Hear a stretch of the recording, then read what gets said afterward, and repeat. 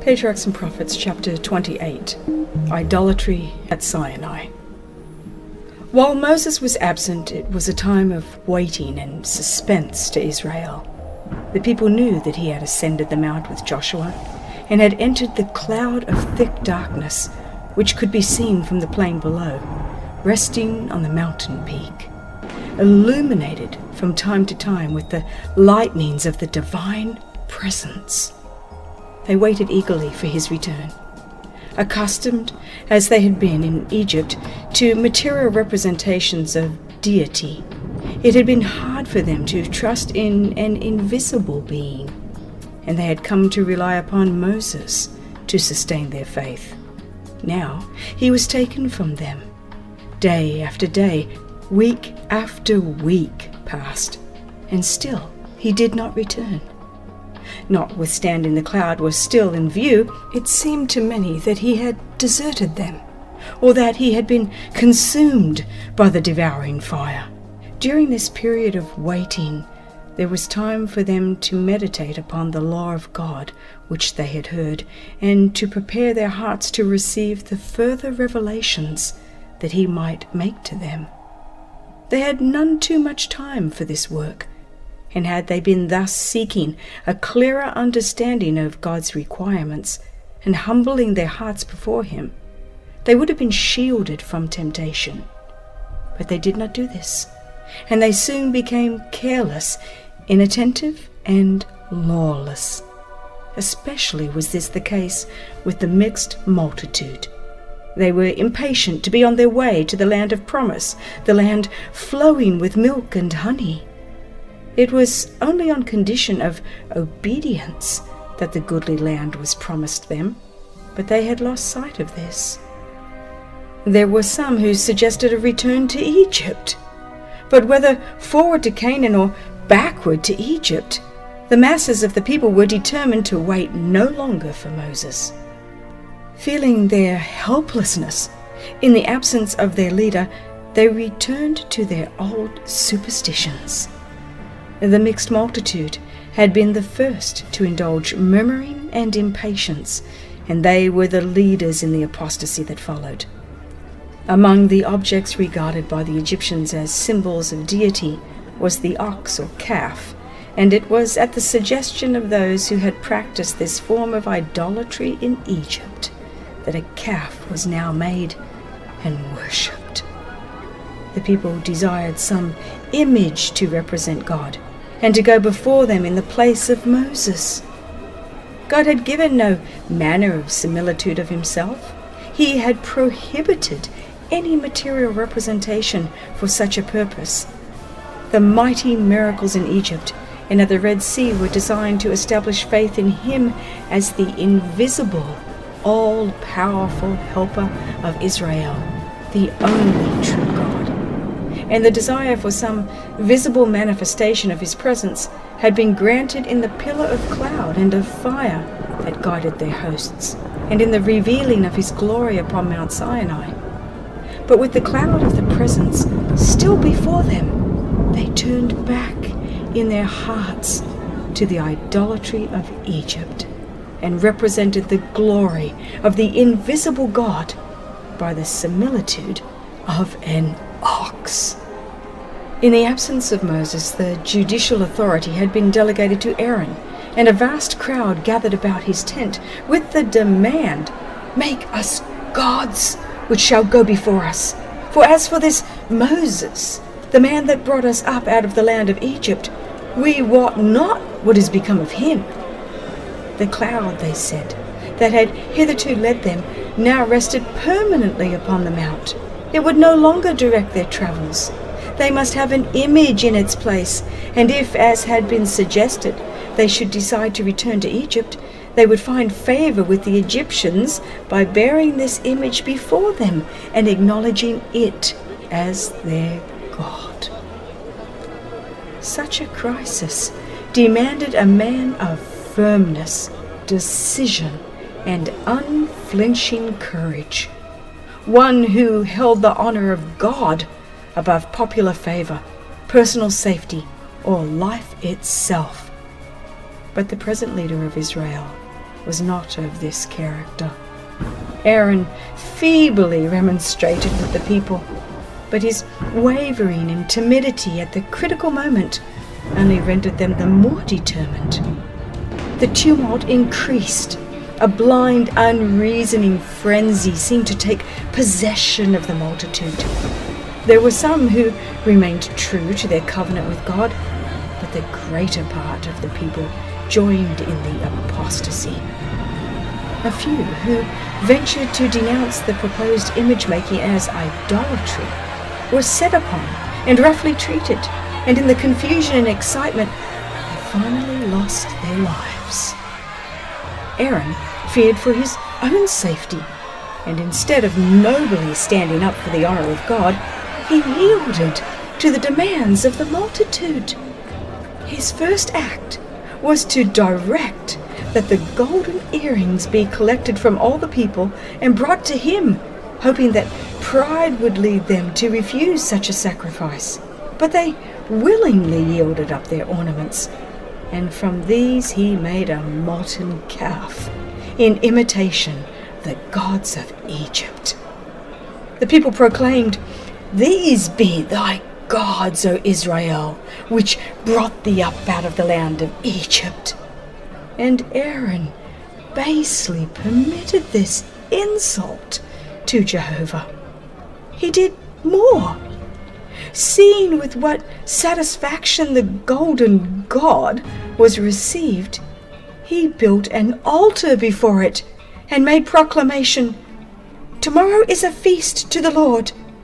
The announcement was heralded by trumpeters from company to company throughout the camp, and they rose up early on the morrow and offered burnt offerings and brought peace offerings, and the people sat down to eat and drink and rose up to play.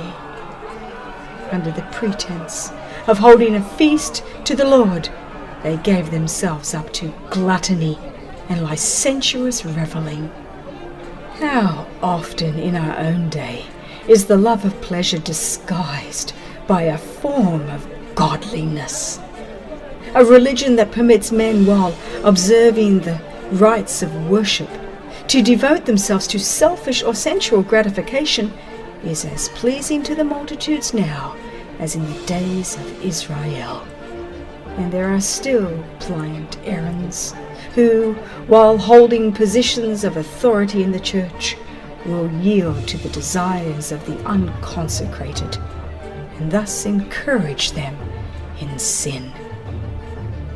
Only a few days had passed since the Hebrews had made a solemn covenant with God to obey his voice. They had stood trembling with terror before the mount, listening to the words of the Lord, "Thou shalt have no other gods before me." The glory of God still hovered above Sinai in the sight of the congregation, but they turned away and asked for other gods. They made a calf in Horeb and worshipped the molten image. Thus they changed their glory into the similitude of an ox. How could greater ingratitude have been shown, or more daring insult offered to him who had revealed himself to them as a tender father and an all-powerful king? Moses in the mount was warned of the apostasy in the camp and was directed to return without delay. "Go, get thee down," were the words of God. "Thy people, which thou broughtest out of the land of Egypt, have corrupted themselves. They have turned aside quickly out of the way which I commanded them. They have made them a molten calf and have worshipped it." God might have checked the movement at the outset, but he suffered it to come to this height, that he might teach all a lesson in his punishment of treason and apostasy. God's covenant with his people had been disannulled, and he declared to Moses, "Let me alone, that my wrath may wax hot against them, and that I may consume them, and I will make of thee a great nation." The people of Israel especially the mixed multitude, would be constantly disposed to rebel against God. They would also murmur against their leader and would grieve him by their unbelief and stubbornness, and it would be a laborious and soul-trying work to lead them through to the promised land.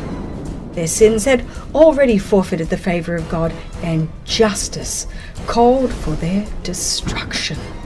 The Lord therefore proposed to destroy them and make of Moses a mighty nation. "Let me alone, that I may consume them," were the words of God. If God had purposed to destroy Israel, who could plead for them? How few but would have left the sinners to their fate? How few but would have gladly exchanged a lot of toil and burden and sacrifice, repaid with ingratitude and murmuring, for a position of ease and honor, when it was God himself that offered the release. But Moses discerned ground for hope where there appeared only discouragement and wrath. The words of God, "Let me alone," he understood not to forbid but to encourage intercession, implying that nothing but the prayers of Moses could save Israel, but that if thus entreated, God would spare his people. He besought the Lord his God and said, "Lord, why doth thy wrath wax against thy people, which thou hast brought forth out of the land of Egypt with great power and with a mighty hand?" God had signified that he disowned his people. He had spoken of them to Moses as thy people, which thou broughtest out of Egypt. But Moses humbly disclaimed the leadership of Israel. They were not his, but God's. "Thy people, which thou hast brought forth with great power and with a mighty hand. Wherefore," he urged, "should the Egyptians speak and say, for mischief did he bring them out, to slay them in the mountains and to consume them from the face of the earth?" During the few months since Israel left Egypt, the report of their wonderful deliverance had spread to all the surrounding nations. Fear and terrible foreboding rested upon the heathen. All were watching to see what the God of Israel would do for his people. Should they now be destroyed, their enemies would triumph, and God would be dishonored. The Egyptians would claim that their accusations were true. Instead of leading his people into the wilderness to sacrifice, he had caused them to be sacrificed. They would not consider the sins of Israel. The destruction of the people whom he had so signally honored would bring reproach upon his name. How great the responsibility resting upon those whom God has highly honored, to make his name a praise in the earth. With what care should they guard against committing sin, to call down his judgments and cause his name to be reproached by the ungodly. As Moses interceded for Israel, his timidity was lost in his deep interest and love for those for whom he had, in the hands of God, been the means of doing so much. The Lord listened to his pleadings and granted his unselfish prayer. God had proved his servant. He had tested his faithfulness and his love for that erring, ungrateful people, and nobly had Moses endured the trial. His interest in Israel sprang from no selfish motive. The prosperity of God's chosen people was dearer to him than personal honor, dearer than the privilege of becoming the father of a mighty nation. God was pleased with his faithfulness, his simplicity of heart, and his integrity, and he committed to him, as a faithful shepherd, the great charge of leading Israel to the promised land. As Moses and Joshua came down from the mount, the former bearing the tables of the testimony, they heard the shouts and outcries of the excited multitude, evidently in a state of wild uproar, to Joshua the soldier. The first thought was of an attack from the enemies. "There is a noise of war in the camp," he said. But Moses judged more truly the nature of that commotion. The sound was not that of combat, but of revelry. It is not the voice of them that shout for mastery, neither is it the voice of them that cry for being overcome, but the noise of them that sing do I hear. As they drew near the encampment, they beheld the people shouting and dancing around their idol. It was a scene of heathen riot, an imitation of the idolatrous feasts of Egypt. But how unlike the solemn and reverent worship of God. Moses was overwhelmed. He had just come from the presence of God's glory, and though he had been warned of what was taking place, he was unprepared for that dreadful exhibition of the degradation of Israel. His anger was hot. To show his abhorrence of their crime, he threw down the tables of stone, and they were broken in the sight of all the people, thus signifying that as they had broken their covenant with God, so God had broken his covenant with them. Entering the camp, Moses passed through the crowds of revelers, and seizing upon the idol, cast it into the fire. He afterward ground it to powder, and having strewed it upon the stream that descended from the mount, he made the people drink of it. Thus was shown the utter worthlessness of the God which they had been worshipping. The great leader summoned his guilty brother and sternly demanded, "What did this people unto thee, that thou hast brought so great a sin upon them?" Aaron endeavored to shield himself by relating the clamors of the people, that if he had not complied with their wishes, he would have been put to death. "Let not the anger of thy Lord wax hot," he said. "Thou knowest the people, that they are set on mischief. For they said unto me, Make us gods, which shall go before us. For as for this Moses, the man that brought us up out of the land of Egypt, we wot not what is become of him. And I said unto them, Whosoever hath any gold, let them bring it off. So they gave it to me. Then I cast it into the fire, and there came out this calf." He would lead Moses to believe that a miracle had been wrought, that the gold had been cast into the fire, and by supernatural power changed to a calf.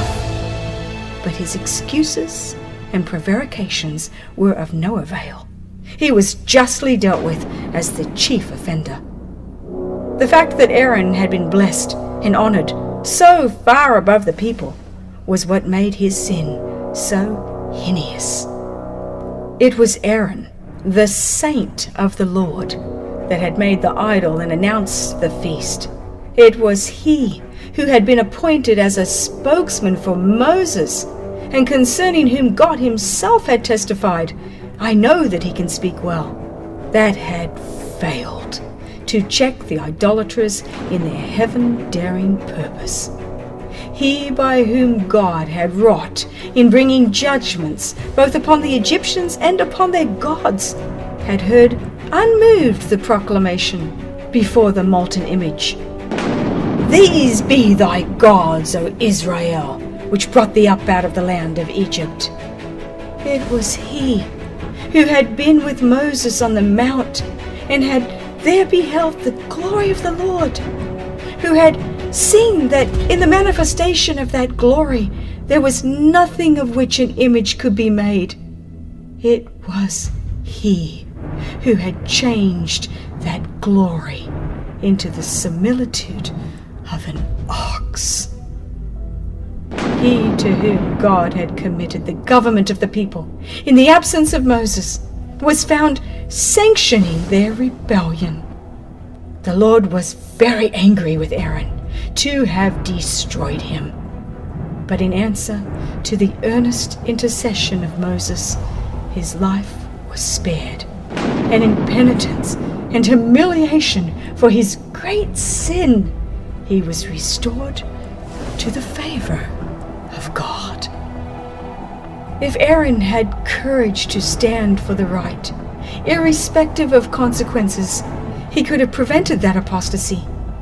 If he had unswervingly maintained his own allegiance to God, if he had cited the people to their perils of Sinai and had reminded them of their solemn covenant with God to obey his law, the evil would have been checked.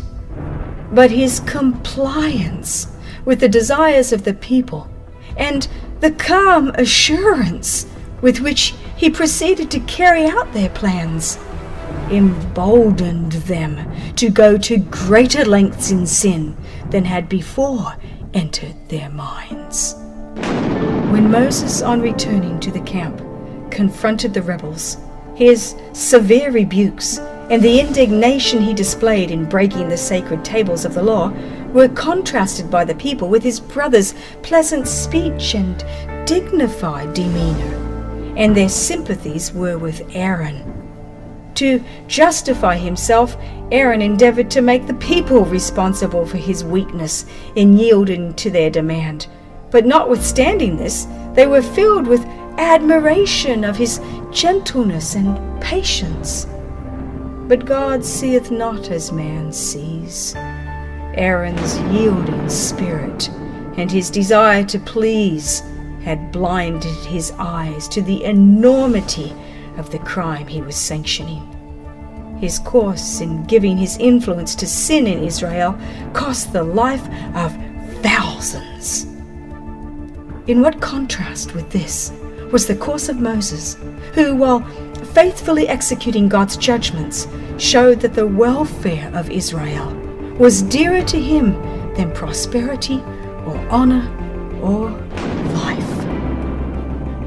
Of all the sins that God will punish, none are more grievous in his sight than those that encourage others to do evil. God would have his servants prove their loyalty by faithfully rebuking transgression, however painful the act may be. Those who are honored with a divine commission are not to be weak, pliant time servers. They are not to aim at self-exaltation or to shun disagreeable duties, but to perform God's work with unswerving fidelity. Though God had granted the prayer of Moses in sparing Israel from destruction, their apostasy was to be signally punished. The lawlessness and insubordination into which Aaron had permitted them to fall, if not speedily crushed, would run riot in wickedness and would involve the nation in irretrievable ruin. By terrible severity, the evil must be put away. Standing in the gate of the camp, Moses called to the people, "Who is on the Lord's side? Let him come unto me." Those who had not joined in the apostasy were to take their position at the right of Moses. Those who were guilty but repentant at the left. The command was obeyed. It was found that the tribe of Levi had taken no part in the idolatrous worship. From among other tribes, there were great numbers who, although they had sinned, now signified their repentance. But a large company, mostly of the mixed multitude, that instigated the making of the calf, stubbornly persisted in their rebellion. In the name of the Lord God of Israel, Moses now commanded those upon his right hand, who had kept themselves clear of idolatry, to gird on their swords and slay all who persisted in rebellion. And there fell of the people that day about 3,000 men.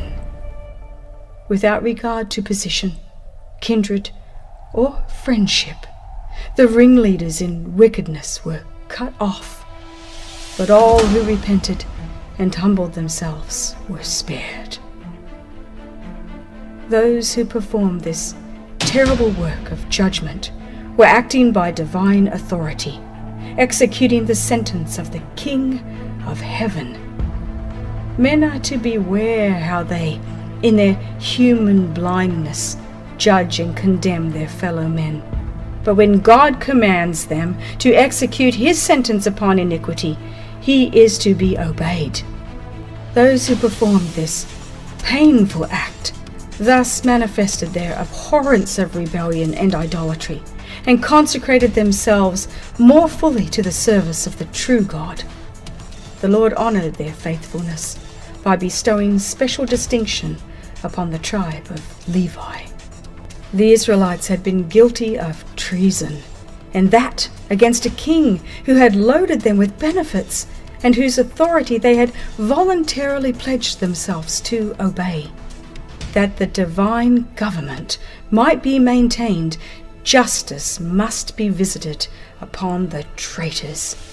Yet, even here God's mercy was displayed. While he maintained his law, he granted freedom of choice and opportunity for repentance to all. Only those were cut off who persisted in rebellion. It was necessary that this sin should be punished, as a testimony to surrounding nations of God's displeasure against idolatry.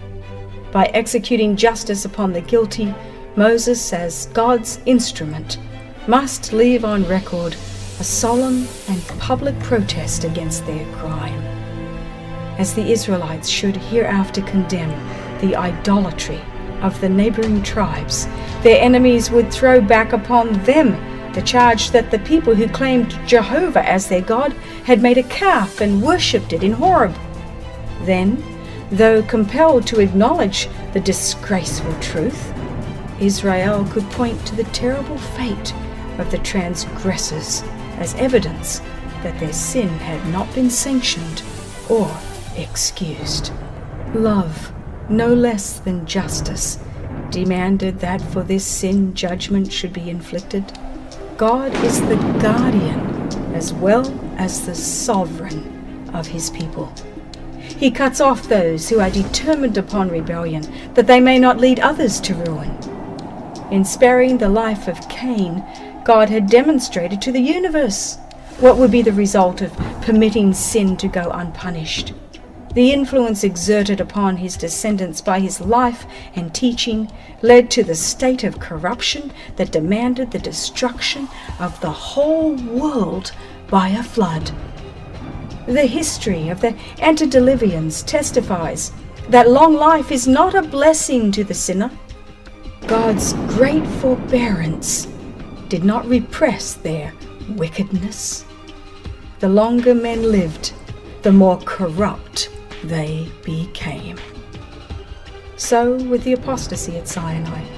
Unless punishment had been speedily visited upon transgression, the same results would again have been seen. The earth would have become as corrupt as in the days of Noah. Had these transgressors been spared, evils would have followed greater than resulted from sparing the life of Cain. It was the mercy of God that thousands should suffer, to prevent the necessity of visiting judgments upon millions. In order to save the many, he must punish the few. Furthermore, as the people had cast off their allegiance to God, they had forfeited the divine protection, and deprived of their defense, the whole nation was exposed to the power of their enemies. Had not the evil been promptly put away, they would soon have fallen a prey to their numerous and powerful foes.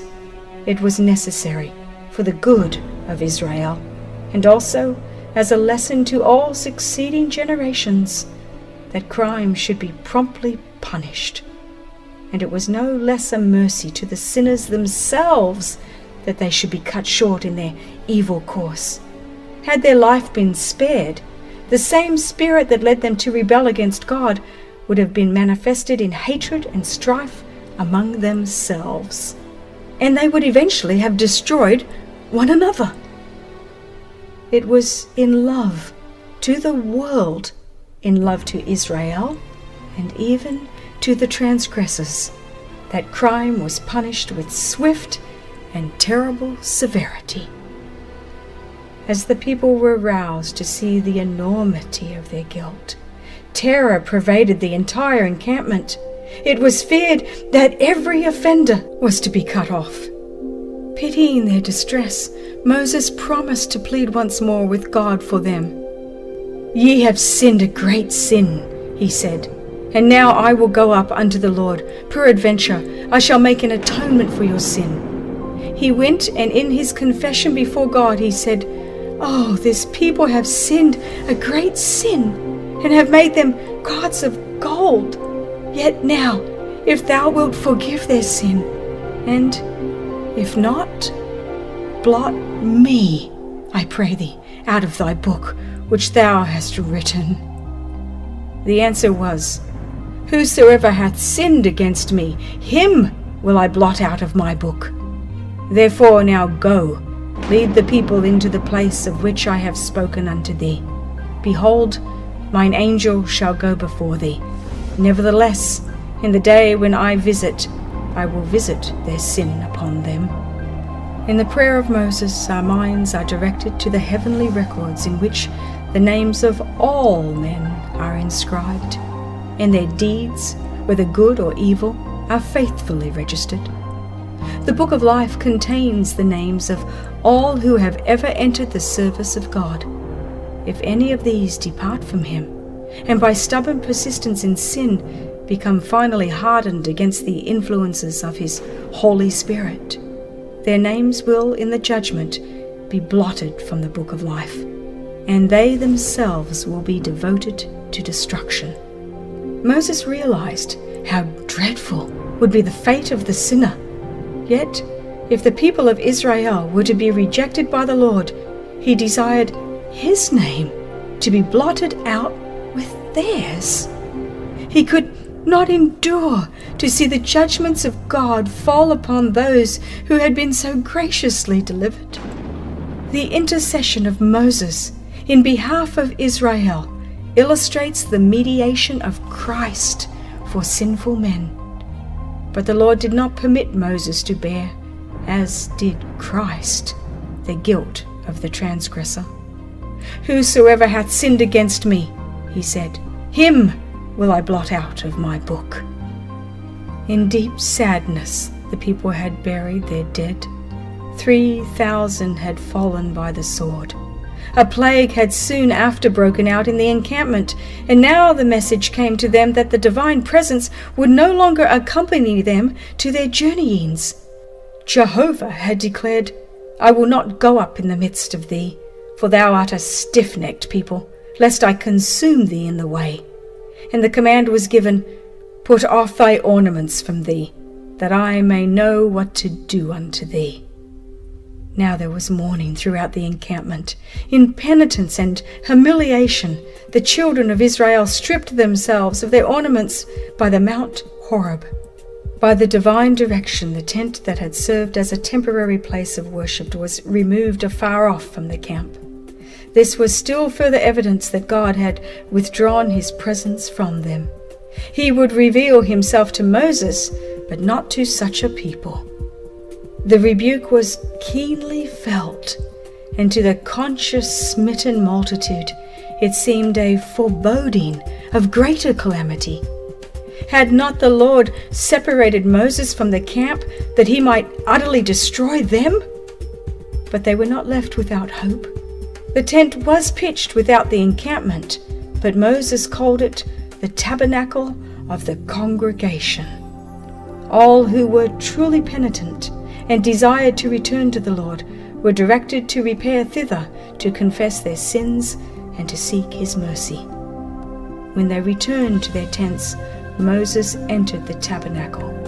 With agonizing interest, the people watched for some token that his intercessions in their behalf were accepted. If God should condescend to meet with him, they might hope that they were not to be utterly consumed. When the cloudy pillar descended and stood at the entrance of the tabernacle, the people wept for joy, and they rose up and worshipped every man in his tent door. Moses knew well the perversity and blindness of those who were placed under his care. He knew the difficulties with which he must contend. But he had learned that in order to prevail with the people, he must have help from God. He pleaded for a clearer revelation of God's will, and for an assurance of his presence. "See, thou sayest unto me, Bring up this people, and thou hast not let me know whom thou wilt send with me. Yet thou hast said, I know thee by name, and thou hast also found grace in my sight. Now therefore, I pray thee, if I have found grace in thy sight, show me now thy way, that I may know thee, that I may find grace in thy sight, and consider that this nation is thy people." But Moses was not yet satisfied. There pressed upon his soul a sense of the terrible results should God leave Israel to hardness and impenitence. He could not endure that his interests should be separated from those of his brethren, and he prayed that the favor of God might be restored to his people, and that the token of their presence might continue to direct their journeyings. "If thy presence go not with me, carry us up not hence, for wherein shall it be known here that I and thy people have found grace in thy sight? Is it not in that thou goest with us? So shall we be separated, I and thy people, from all the people that are upon the face of the earth." And the Lord said, "I will do this thing also which thou hast spoken, for thou hast found grace in my sight, and I know thee by name." Still, the prophet did not cease pleading. Every prayer had been answered, but he thirsted for greater tokens of God's favor. He now made a request that no human being had ever made before. "I beseech thee, show me thy glory." God did not rebuke his request as presumptuous, but the gracious words were spoken. "I will make all my goodness pass before thee." The unveiled glory of God, no man in this mortal state can look upon and live, but Moses was assured that he should behold as much of the divine glory as he could endure. Again he was summoned to the mountain summit, that the hand that made the world, that hand that removeth the mountains, and they know not, took this creature of the dust, this mighty man of faith, and placed him in a cleft of the rock, while the glory of God and all his goodness passed before him. This experience, above all else, the promise that the divine presence would attend him, was to Moses an assurance of success in the work before him, and he counted it of infinitely greater worth than all the learning of Egypt or all his attainments as a statesman or a military leader. No earthly power or skill or learning can supply the place of God's abiding presence. To the transgressor, it is a fearful thing to fall into the hand of the living God, but Moses stood alone in the presence of the Eternal One. And he was not afraid, for his soul was in harmony with the will of his Maker. Says the psalmist, "If I regard iniquity in my heart, the Lord will not hear me. But the secret of the Lord is with them that fear him, and he will show them his covenant." The deity proclaimed himself, the Lord God, merciful and gracious, long-suffering and abundant in goodness and truth, keeping mercy for thousands, forgiving iniquity and transgression and sin, and that will by no means clear the guilty. Moses made haste and bowed his head toward the earth and worshipped. Again he entreated that God would pardon the iniquity of his people and take them for his inheritance. His prayer was granted. The Lord graciously promised to renew his favor to Israel, and in their behalf to do marvels such as had not been done in all the earth nor in any nation. 40 days and nights Moses remained in the mount, and during all this time, as at the first, he was miraculously sustained. No man had been permitted to go up with him, nor during the time of his absence were any to approach the mount. At God's command he had prepared 2 tables of stone, and had taken them with him to the summit. And again the Lord wrote upon the tables the words of the covenant, the 10 Commandments. During that long time spent in communion with God, the face of Moses had reflected the glory of the divine presence.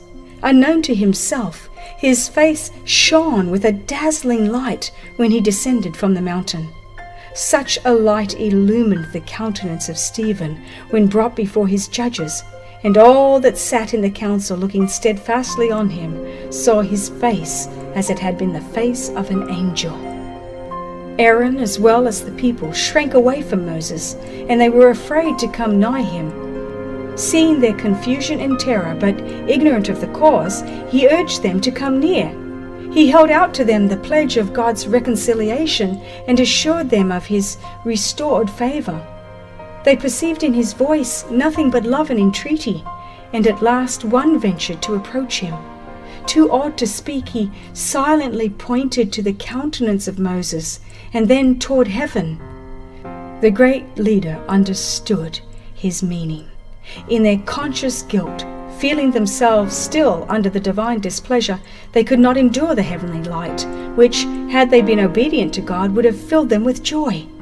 There is fear in guilt. The soul that is free from sin will not wish to hide from the light of heaven. Moses had much to communicate to them, and compassionating their fear, he put a veil upon his face, and continued to do so thereafter whenever he returned to the camp from communion with God. By this brightness God designed to impress upon Israel the sacred, exalted character of his law and the glory of the gospel revealed through Christ. While Moses was in the mount, God presented to him not only the tables of the law, but also the plan of salvation. He saw that the sacrifice of Christ was prefigured by all the types and symbols of the Jewish age, and it was the heavenly light streaming from Calvary, no less than the glory of the law of God, that shed such a radiance upon the face of Moses. That divine illumination symbolized the glory of the dispensation of which Moses was the visible mediator, a representative of the one true intercessor. The glory reflected in the countenance of Moses illustrates the blessings to be received by God's commandment-keeping people through the mediation of Christ. It testifies that the closer our communion with God and the clearer our knowledge of His requirements, the more fully shall we be conformed to the divine image, and the more readily do we become partakers of the divine nature. Moses was a type of Christ. As Israel's intercessor, veiled his countenance because the people could not endure to look upon its glory, so Christ, the divine mediator, veiled his divinity with humanity when he came to earth. Had he come clothed with the brightness of heaven, he could not have found access to men in their sinful state. They could not have endured the glory of his presence. Therefore he humbled himself and was made in the likeness of sinful flesh, that he might reach the fallen race and lift them